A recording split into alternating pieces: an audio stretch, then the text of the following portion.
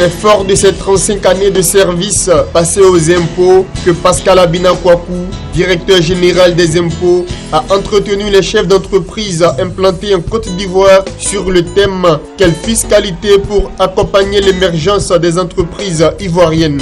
Ce déjeuner débat, organisé dans le cadre de la 31e rencontre des professionnels de l'entreprise, a permis au premier responsable de l'administration fiscale ivoirienne d'égrener le chapelet de réformes mises en œuvre par le gouvernement et en cours pour favoriser le développement des entreprises locales et étrangères. Ce sont des mesures en matière d'incitation à l'investissement, au renforcement de garanties accordées aux contribuables, au renforcement du système de remboursement et de crédit TVA et du partenariat État-secteur privé et le recours aux actions judiciaires.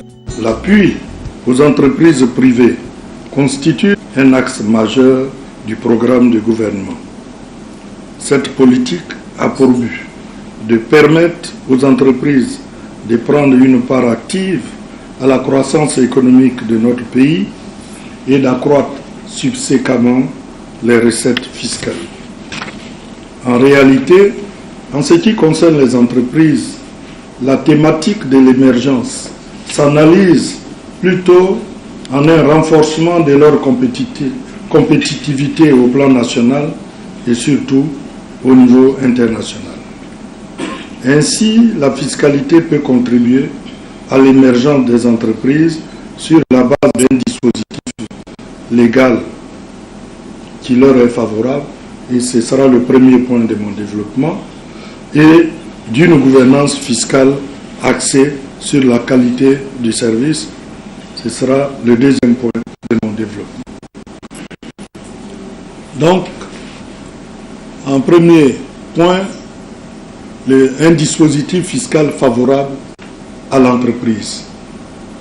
Le dispositif ivoirien comporte de nombreuses mesures favorables à l'entreprise. Donc le présent exposé rappellera les réformes engagées à partir de 2011 et présentera les perspectives. Alors en point A, les réformes engagées. Les réformes engagées ont porté sur les deux axes suivants. D'abord, l'incitation à l'investissement et les garanties accordées aux contribuables. En matière d'incitation à l'investissement, les mesures d'incitation à l'investissement relèvent du dispositif général, donc le Code général des impôts, et des dispositions spécifiques. On verra. Au niveau du dispositif général, donc le Code général des impôts, j'ai noté l'habitat. Alors, au niveau de l'habitat, la première mesure a été de réduire le seuil du nombre de logements. Comme vous le savez, au départ, il fallait, pour bénéficier donc de ces mesures-là, construire ou avoir un programme de 9000 logements. Le nouveau dispositif a ramené ce seuil à 3000 logements à réaliser sur 3 ans. Parce qu'on s'est rendu compte que 3000 logements en un an, c'était énorme. Et pour permettre, comme le gouvernement l'a décidé, pour élargir l'éventail des promoteurs, on a réduit donc le niveau de logement. Alors, lorsque vous êtes dans ce segment-là, des 3000 logements, voilà les avantages qu'on vous offre.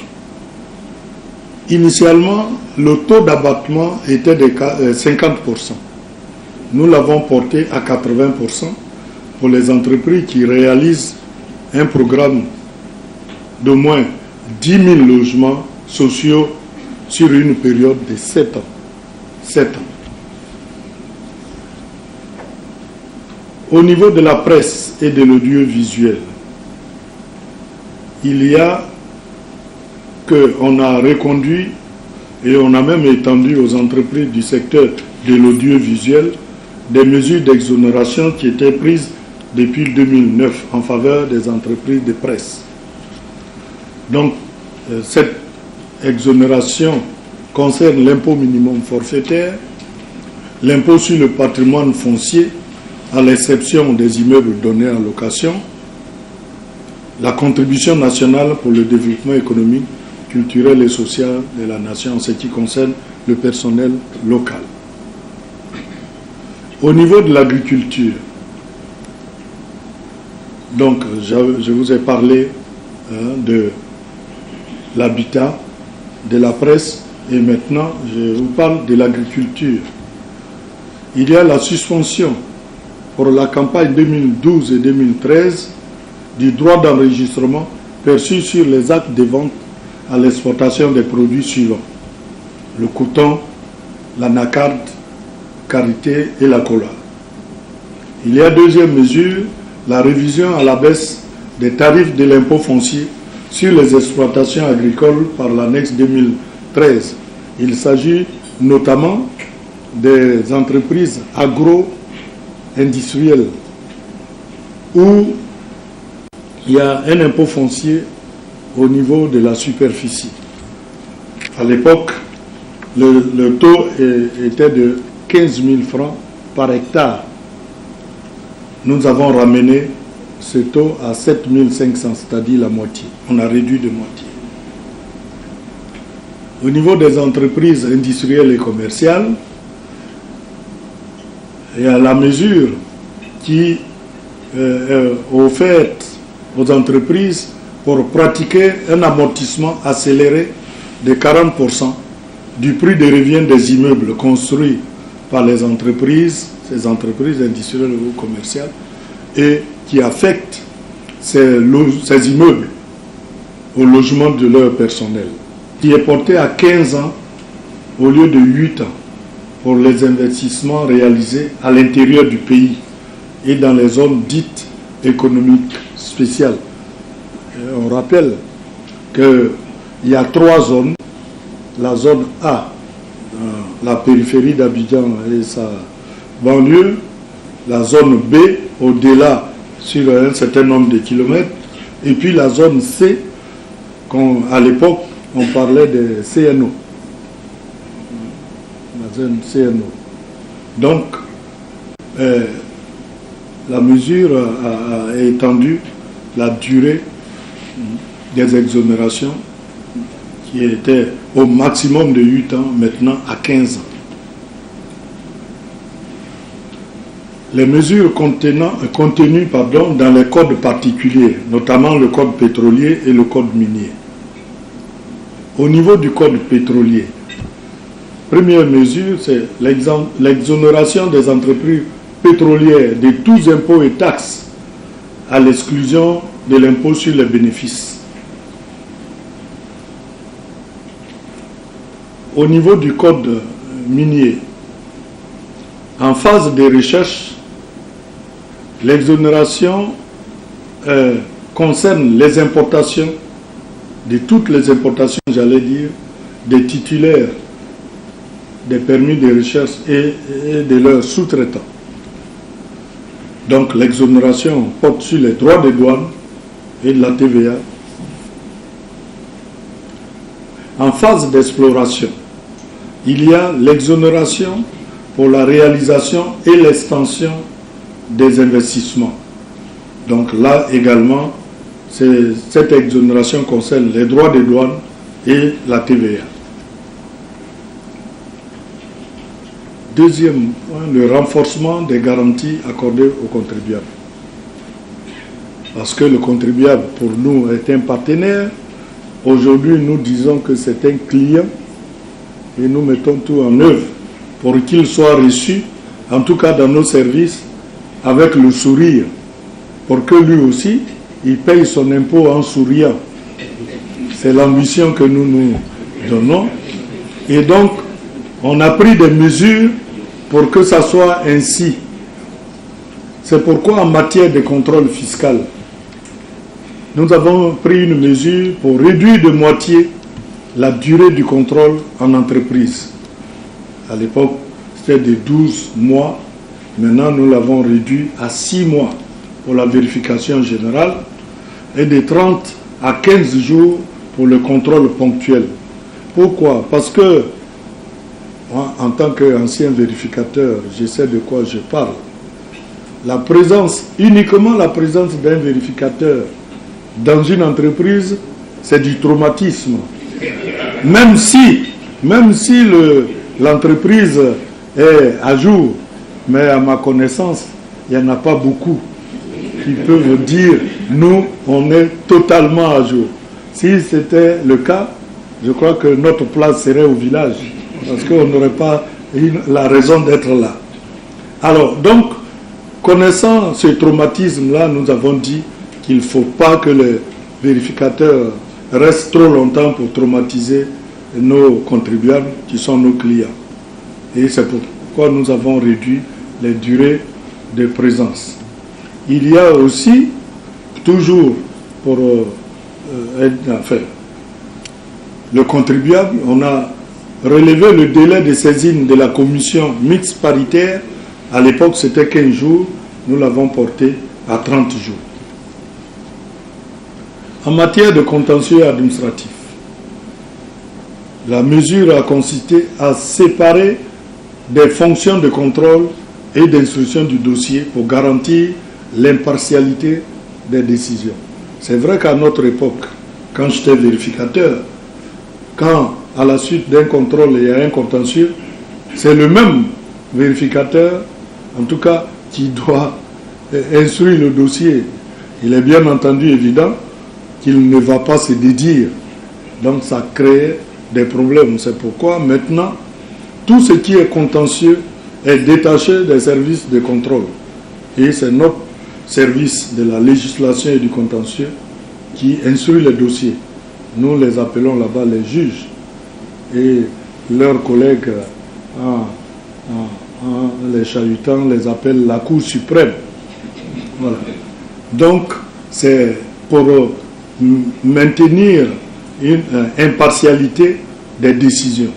Nous nous rendons compte que depuis ce temps-là, avec le nombre de contentieux qui nous arrivent, que cette manière d'opérer agrée les entreprises.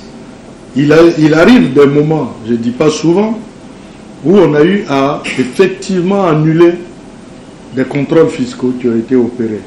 Parce qu'à l'instruction, on s'est rendu compte, soit la procédure n'a pas été respectée comme il le fallait, ou deux fois, bon, quelques rares fois, mais ça arrive, on se rend compte que les motifs de redressement n'étaient pas assez pertinents. Il y a aussi la réduction du taux de caution bancaire suspensive des poursuites qui était de 25% qu'on a ramené à 15%.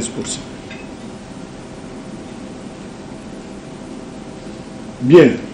Alors, avec donc ce développement, je viens de vous exposer les mesures que nous avons prises pour aider et booster les entreprises et les pousser à l'émergence. Quelles sont les perspectives? Au niveau des orientations générales, l'option de l'État est de poursuivre la politique d'allègement et de réduction des taux en vue de mettre la fiscalité au service du développement. Je le dis, et c'est notre vision, c'est notre ambition. Au niveau du foncier, par exemple, le Premier ministre, ministre de l'économie, des finances et du budget, nous a instruit de faire en sorte que la base imposable soit élargie, et c'est ce que nous sommes en train de faire. Nous avons identifié à peu près 1 million de parcelles, et sur ces parcelles, il y a 400 000 qui sont véritablement imposées au jour d'aujourd'hui, et donc il y a à peu près 600 000 qui ne sont pas encore imposées, du fait que le cadastre n'a pas encore couvert ces zones. C'est ce que nous sommes en train de faire. Et à partir de ce moment, le Premier ministre nous a instruit pour baisser le taux de l'impôt foncier qui aujourd'hui est de 15% pour les revenus locatifs et de 4% pour les habitations personnelles. Je ne vous dis pas aujourd'hui quelles sont les propositions que nous sommes en train d'envisager, mais on a ambition de baisser ces 15% et même ces 4% lorsque nous allons cadastrer les zones pour que au moins les 1 million de parcelles identifiées soient prises en compte dans l'imposition. Les actions envisagées, donc, comme je le disais, c'est la simplification du mode de détermination. En deuxième point, simplification du mode de détermination des impôts sur les traitements et salaires et de l'IGR. Nous sommes en train de travailler sur un projet de simplification du mode de calcul de l'ITS. Ensuite, l'IGR, qui est un impôt ancestral, j'allais même dire archaïque, nous allons revoir totalement l'IGR. Je suis heureux de constater que dans cette salle, il y a un spécialiste à qui on a commandé une étude que nous sommes en train de remettre au goût du jour pour pouvoir arriver à la simplification de l'impôt sur les traitements et salaires.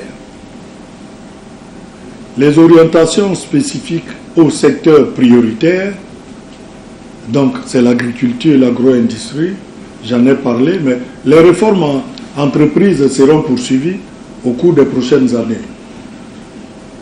Il y a beaucoup d'entreprises qui arrivent dans ce secteur-là, donc nous allons poursuivre les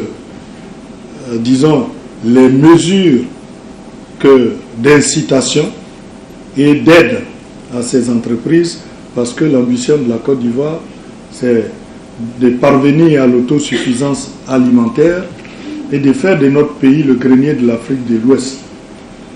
La Côte d'Ivoire envisage également de devenir un pays agro-industriel. Donc, il faut prendre en compte les préoccupations de ces secteurs. Au niveau des PME, parce que c'est les PME qui nous invitent, n'est-ce pas? C'est les PME qui nous ont invités. Donc il faut leur dire ce que nous allons faire pour elles. Alors, ce qu'il faut dire et savoir, c'est que, et ça, je crois, tout le monde le sait et on l'admet tous, ce sont les PME qui, en grande partie, sont les moteurs du développement. Ce sont les PME qui créent plus d'emplois. Ce sont les PME qui boostent la croissance. N'allez pas dire ça aux grandes entreprises. Alors, donc l'objectif visé, c'est l'accroissement de leur part dans le PIB afin de leur permettre de jouer pleinement leur rôle de pourvoyeur d'emplois et de revenus. Avec donc mon intervention sur le PME, nous avons fini le premier chapitre de mon intervention, parce qu'on m'a dit que ça devrait se faire en 10-15 minutes. Je ne sais pas si je suis dans le temps, donc on va aller un peu vite pour après me soumettre à vos questions. Donc, nous arrivons à la gouvernance fiscale axée sur la qualité du service. C'est une ambition clairement affichée. Au plan donc organisationnel, c'est le renforcement du système de remboursement des crédits TVA, qui était une préoccupation majeure des entreprises. Il y a donc un nouveau mécanisme qu'on vient de mettre en place et qui a commencé à donner des résultats consistants, importants. On a aménagé l'article de l'année fiscale 2015 qui a créé un compte spécial logé à la BCEAO dédié au remboursement de la TVA. Une partie des produits de la TVA, c'est 10%, je crois, 10% de la TVA récoltée par la DGI et par la douane, versée directement sur ce compte qui permet de procéder au remboursement Et je crois que les entreprises commencent à percevoir l'efficacité de ce mécanisme-là, parce qu'aujourd'hui, au moment où je vous parle, on a commencé à rembourser déjà une bonne partie des trimestres de l'année 2014. 2014 déjà, alors qu'à l'époque, c'était vraiment des années et des années en arrière. Notre objectif, c'est d'arriver à suivre, j'allais dire en temps et en heure, les demandes de remboursement et répondre à ces remboursements-là immédiatement. On s'est dit, bon, en un mois, 45 jours au maximum, un dossier qui est présenté et qui répond à tous les critères, on devrait pouvoir procéder au remboursement. Parce que nous savons par ailleurs que cette TVA, ce crédit de TVA qui est généré, est une avance que le contribuable a faite au Trésor. Donc ce n'est pas du tout un cadeau qu'on leur donne, c'est leur droit. Et nous sommes conscients que cela obère gravement leur trésorerie. Et donc l'ambition, c'est vraiment d'arriver dans un temps très court à procéder à ce remboursement. Deuxième mesure, c'est la poursuite du maillage du territoire. L'administration fiscale a entrepris un maillage total du territoire national afin de se rapprocher davantage de nos usagers. La déconcentration a concerné tous les services de base. La DGI compte aujourd'hui 629 services de base, dont 391 ont été créés sur la période de 2011 à 2014, c'est-à-dire de ma période depuis mon arrivée. On a poussé au maximum cette décentralisation et elle va se poursuivre. Je vous donne un exemple. À l'époque, quand on créait des centres des impôts dans des petites localités, les gens se demandaient, vous allez chercher quoi? Je prends le cas toujours d'Abou à l'époque, quand on créait d'Abou, ça ne payait pas des mines. Et lorsque nous avons créé d'Abou, en moins d'un an, on a multiplié par 5 pratiquement les recettes engrangées à Dabou.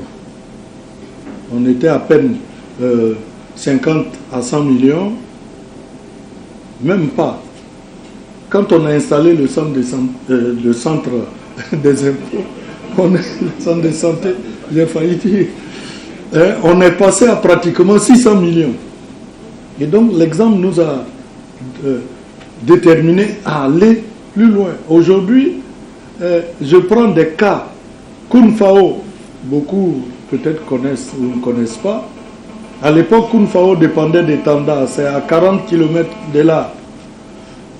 Et quand le chef de centre de Tanda venait à Kounfao, c'est à peine dans l'année 5 millions, 6 millions qu'il récoltait. Il vient une fois. Il ne va pas venir 2 fois ni 3 fois. Lorsqu'on a installé le centre des impôts, on avait fixé comme objectif 30 millions la première année. À la fin de l'année, ils sont arrivés à 80 millions. La deuxième année, ils sont passés à 120, 130 millions. Aujourd'hui, je crois qu'ils doivent avoir un objectif de 200 millions. Ainsi de suite. Vous avez Doropo, qui est à 95 km de Bouna, route non bitumée. Vous allez demander au contribuable qui est là-bas de venir payer son impôt à Bouna, même si c'est un véritable patriote. Le transport aller-retour, c'est à peu près 10 000. Peut-être qu'il a un impôt synthétique de 5 000 à payer, 3 000. Il ne viendra pas. On a mis un centre des impôts à Doropo, ça donne de bons résultats. Bétier, dans ma zone là-bas, ville enclavée, potentiel économique important, 90 km d'Abangourou, non bitumé, ils ne viendront pas. On a mis un centre des impôts là-bas. Aujourd'hui, Bétier fait plus de 60 millions. Alors, donc quand on multiplie ça sur le nombre de services de base qu'on a créés, à l'époque,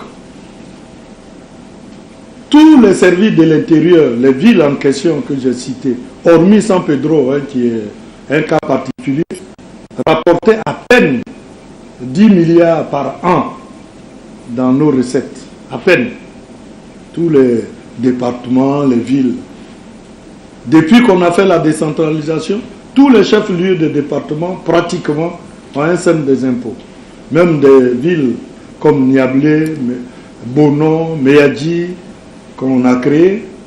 Aujourd'hui, tous ces services de base-là rapportent dans nos recettes plus de 70 milliards par an. Plus de 70 milliards comparé à 10 milliards au Bambo à l'époque. Donc, on a vu l'efficacité de cette décentralisation. Nos amis du FMI étaient passés là il y a 2-3 ans et ils disaient non, vous créez trop de services. Quand je leur ai donné les statistiques, ils se sont tus. Ils n'ont plus rien dit. J'ai dit, moi je cherche de l'argent, je vais prendre où je peux en avoir. Voilà. Parce que eux, leur argument, oui, mais vous déployez du personnel là-bas, la gestion de ce personnel, le coût. J'ai dit, mais le coût, c'est des fonctionnaires qu'on envoie là-bas. Qu'ils soient là-bas ou ils soient à Abidjan, c'est le même coût. Puisqu'il aura son salaire, il aura ses primes. Donc il vaut mieux qu'il soit là-bas pour renflouer les caisses. À partir de ce moment-là, ils se sont tus, ils ne parlent plus de ce qu'on développe les services. Donc la décentralisation va continuer. Peut-être même très très bientôt, on va arriver dans certaines sous-préfectures. Et demain, qui sait, dans certains gros villages. Ouais. Voilà. Le renforcement du partenariat État-secteur privé, on y est. C'est notre rôle, c'est notre vision. Donc, dans le cadre d'une approche consensuelle de la politique fiscale, et c'est ce que nous faisons, la direction des impôts a initié la mise en place des plateformes d'échange avec le secteur privé. Je cite 3, c'est le CER, le cercle d'échange et de réflexion avec le secteur privé, même si c'est un peu en sommeil de par la faute de nos amis, puisque c'est vous qui êtes président, hein, mon don. Ah, c'est nous qui sommes présidents. Ah, donc c'est nous, la léthargie. Alors, on va corriger ça. On s'est réunis à un moment quand même. On va reprendre. Bon, il y a aussi le comité mixte DGI-CNPS, où on a, par ce canal-là, eu des fichiers importants qui nous ont été mis à notre disposition par la CNPS. Il y a l'Observatoire du contrôle fiscal. Alors j'insiste un peu sur l'Observatoire, puisque moi-même, j'avais été président pendant 10 ans de cet observatoire. À l'époque, les gens criaient partout harcèlement fiscal. On a dit, bon, si vous êtes harcelé, saisissez l'observatoire. À l'époque, mon don est là. Moi, mes témoins sont des contemporains. On a eu que, à l'époque, on n'a eu que 3 dossiers. Un dossier où le contribuable, effectivement, avait raison. Un dossier où le vérificateur avait raison. Et puis le 3e dossier qui n'avait pas d'argument pertinent. Depuis, les gens ne saisissent plus l'observatoire. Donc, pour nous, tout marche bien. Tout marche bien. Parce que si vous avez des problèmes, on vous dit, voilà une structure paritaire, 10 membres, 5 DGI, 5 secteurs privés. Et des gens qui connaissent de quoi ils parlent. Alors, si vous dites, je suis harcelé, vous envoyez votre dossier, et puis on se réunit, on examine, si vous avez raison, on vous dit, vous avez raison. Maintenant, les gens, ils ne saisissent plus cet observatoire, mais j'entends des sons pour dire qu'il y a l'harcèlement fiscal en Côte d'Ivoire. Il n'y en a pas. Il n'y a pas d'harcèlement fiscal en Côte d'Ivoire. Ça, je peux vous le dire. Voilà. C'est vrai qu'il y a beaucoup de contrôle. Non? Oui, mais attention, entendons-nous bien. C'est vrai, il y a beaucoup de contrôles. Et je vous le dis, cette année 2015 est décrétée comme l'année du contrôle. Donc il va y avoir beaucoup plus de contrôles. Beaucoup plus. Ce ne sera plus seulement la vérification générale, la DEV, qui va faire des contrôles en entreprise. Les CME qu'on vient de créer, on va leur permettre de faire des contrôles en entreprise. La DGE elle-même, avec ses brigades, va aussi faire des contrôles en entreprise. C'est pour ça qu'on a réduit le temps de séjour dans vos entreprises. Mais ce n'est pas pour réduire le nombre de contrôles. Il va y avoir beaucoup plus de contrôles. Pourquoi? C'est le système qui le veut. C'est le système déclaratif. Donc nous voulons nous assurer de la sincérité des éléments, des états financiers que vous nous présentez. C'est aussi simple que ça. On ne va pas pour vous tuer. On ne vous tue pas. Mais si, et c'est ce que je dis toujours, quelqu'un qui ne paye pas son impôt et qui a des arriérés, bon, quand on va lui demander les arriérés, on met des pénalités, plus l'encours. En ce moment-là, effectivement, ça devient difficilement supportable. Mais c'est comme quelqu'un qui a pris une corde et qui allait se suicider. Si vous ne payez pas, nous, notre rôle, c'est de vous encaisser. Alors, donc, évitons cela. Payez régulièrement vos impôts aux dates échues. Vous verrez que l'impôt ne vous empêchera pas de faire vos bénéfices. Ça n'obère pas vos marges. C'est les Blancs qui l'ont calculé, qui l'ont initié. Hein, monsieur Fieux? C'est eux qui l'ont calculé, qui l'ont initié. Ils ont fait de telle sorte que ça ne tue pas une entreprise. Voilà. Mais si vous refusez de payer, alors ça va vous tuer. Parce que... voilà.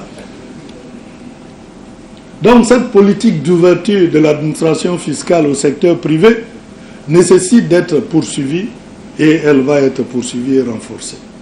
Et ce renforcement se traduira par l'initiation des concertations avec d'autres partenaires qui ne siègent pas au CER, notamment, comme je l'ai dit, le secteur des PME, PMI, qui sont les pourvoyeurs d'emplois et de revenus. Le quatrième point, un système dynamique d'information du contribuable, et je crois que je terminerai par là-dessus. Donc la DGI a mis en place un système d'information efficace qui va se traduire par la mise en ligne du Code général des impôts. Le Code général des impôts électronique. Il y aura une cérémonie officielle qu'on va vous présenter. Ce code-là, qu'on a mis sur une clé USB. Nous sommes les premiers au monde qui venons de faire ça. La France a tenté, ils ne sont pas allés plus loin. Nous sommes allés plus loin. Le Code général, maintenant, vous l'avez sur une clé USB. Au lieu d'avoir ce gros bouquin-là qui... Voilà. Donc, on va faire une présentation officielle pour mettre à votre disposition. Je crois que c'est vendu à combien? Ce sera combien? Il faut dire le prix. Voilà, on nous donne l'occasion de déjà annoncer le prix, il faut leur dire. Ce sera 50 000 et les mises à jour automatiquement chaque année seront faites. Voilà, chaque année avec les nouvelles dispositions, au fur et à mesure on fait la mise à jour. En tout cas, c'est vraiment pratique pour vous et pour tous les spécialistes du droit fiscal. Il y a aussi, deuxième mesure, la dématérialisation des procédures. La vignette, c'est déjà fait, vous le savez. Nous sommes en train de dématérialiser la patente d'ici le mois de juin, juillet. Je crois que la patente sera dématérialisée également. Et la télédéclaration, on a fini pratiquement. Et je crois qu'avant la fin de l'année, nous allons pouvoir permettre à certaines entreprises, les grandes entreprises et certaines PME, ceux qui sont dans le segment des CME, de pouvoir faire leur déclaration à partir des moyens électroniques. Ils n'auront plus à se déplacer. Et l'objectif final, c'est d'arriver au télépaiement. Comme ça, comme j'ai dit, vous êtes nos clients et nous voulons faire en sorte que vous soyez à l'aise dans vos déclarations, dans vos paiements, sans avoir à vous déplacer pour venir vous aligner. Voilà. Je crois que cela permettra d'avoir le sourire que nous recherchons. Ensuite, il y a la mise à disposition des contribuables d'un site web. Là, vous connaissez, d'une adresse électronique et d'un numéro vert avec nos émissions, l'impôt et vous, et le maquis des impôts à la radio. Tous les lundis soirs, vous avez l'émission L'impôt et vous. Il y a aussi la mise en place d'un système de suivi en temps réel pour les usagers de leur dossier. Donc voilà tout cet ensemble-là pour rendre la direction générale efficace, moderne, enfin, le système de management de la qualité. Ah oui, j'ai un service de documents, de la communication et de la qualité qui est de qualité, animé par une dame de qualité dont le mari se trouve dans cette salle. Madame Kwazan Mireille, qui est en mission, et donc qui n'a pas pu être là, mais sa collaboratrice, Madame Aluelier, sous-directeur de la communication, qui est là. Je voudrais qu'on les applaudisse parce que ce service-là nous fait honneur, nous sommes fiers de notre service de communication. C'est reconnu. Madame Kwazan, administrateur des services financiers, n'a pas fait la communication. Sur le tas, elle l'a appris et aujourd'hui, elle est sollicitée de partout. On a eu du mal à la garder à la DGI parce que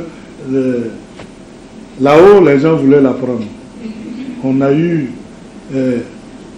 a été, j'allais dire, têtu pour dire non et elle est là. En tout cas, on a un service communication performant et je crois que vous vous rendez compte vous-même. Donc, par ce choix, la direction des impôts entend organiser son action autour des meilleurs principes et pratiques internationalement reconnus. La démarche qualité devra nous amener à terme à la certification de nos principales procédures, ce qui nous permettra d'offrir aux contribuables clients un service public fiscal de qualité. Au plan éthique, ah oui, au plan éthique, il faut en parler. Nous avons pris des mesures pour renforcer l'éthique à travers la mise en place d'un comité d'éthique, la commission de discipline, le recours aux actions judiciaires et nous avons donc notre charte que vous connaissez qui définit tout ce que l'agent des impôts, tous les comportements qu'il doit adopter et adapter à sa propre conscience. Parce qu'il faut le dire, malheureusement, il y a aussi des brebis galeuses, voilà, qui s'adonnent à certains comportements qui ne sont ni catholiques ni musulmans. Alors, donc, on a mis ces mesures-là pour essayer de faire un peu le nettoyage à notre propre sein. En guise de conclusion, je voudrais dire que, comme vous pouvez le constater, la fiscalité, plus qu'un simple instrument de renflouement des caisses de l'État, est régulièrement sollicitée pour jouer le rôle de véritable levier d'interventionnisme et de soutien à la promotion des entreprises. En effet, les pouvoirs publics ont recours à la fiscalité, soit pour soutenir le secteur privé, c'est notre cas, soit pour faciliter la reconstruction du tissu économique et l'amélioration du cadre des affaires. Ça aussi, c'est une vérité. Après la crise post-électorale, vous avez tous vu les différentes mesures que nous avons prises pour pouvoir reconstruire le tissu. Aujourd'hui, ces mesures ont porté leurs fruits et on allait très vite. Les Ivoiriens ont oublié qu'il y a 4 ans, on était dans une crise aiguë. Aujourd'hui, ils demandent plus. On veut ceci ou cela, ce qui est normal. Mais ça veut dire qu'ils ont oublié que la crise était passée par là. Mais il a fallu que l'État prenne des mesures pour pouvoir booster la reprise des activités économiques. Voilà, ces différents rôles de la fiscalité que j'ai décrits tout au long ont bien été perçus donc, par le gouvernement qui n'a ménagé aucun effort dans le but d'accompagner les entreprises sur le chemin de l'émergence. Cette rencontre sur la fiscalité en Côte d'Ivoire a été saluée par les chefs d'entreprise. Des chefs d'entreprise qui invitent les autorités ivoiriennes à adopter une politique fiscale qui facilite la compétitivité du secteur privé et favorise en retour le développement du pays. Nous venons d'être édifiés par le directeur général des impôts qui nous a présenté très clairement la politique de la direction générale des impôts, donc la politique de l'État en matière de fiscalité et d'accompagnement des entreprises nationales et internationales. Il nous a fait un tour d'horizon très exhaustif de tout ce que la direction générale des impôts propose en termes d'impôt général, mais également en termes d'accompagnement des investissements, que ce soit des investissements nouveaux, des investissements de renouvellement. Autour des questions, on a pu noter la ferme volonté de l'administration fiscale de continuer d'accompagner les entreprises ivoiriennes. Il est vrai que les contribuables attendent beaucoup plus des impôts. Je pense que c'est en continuant les efforts qui ont été déjà entrepris par l'administration fiscale qu'on arrivera à créer un environnement propice au développement des entreprises en Côte d'Ivoire. Pour les organisateurs, le choix du thème de cette 31e rencontre des professionnels de l'entreprise s'inscrit dans l'actualité économique ivoirienne. Une actualité marquée par le concept d'émergence en 2020. Ce qui a motivé le choix de ce thème, c'est l'environnement des affaires actuelles et surtout les nouvelles ambitions de la Côte d'Ivoire. Les problèmes de fiscalité, c'est toujours très important et nombre de PME, disons même nombre d'entreprises ivoiriennes se plaignent toujours de la fiscalité. On a vu à travers les débats, soit sur le harcèlement, soit sur le niveau d'imposition, soit sur le contrôle, il y a toujours des choses à apprendre au niveau de la fiscalité. Mais aujourd'hui, la donne est différente parce que la Côte d'Ivoire veut être émergente. Et une Côte d'Ivoire émergente, c'est des entreprises émergentes. Les rencontres professionnelles de l'entreprise est un cadre d'échange créé depuis 10 ans par le groupe de presse PME Magazine pour débattre de toutes les questions en rapport avec l'économie ivoirienne.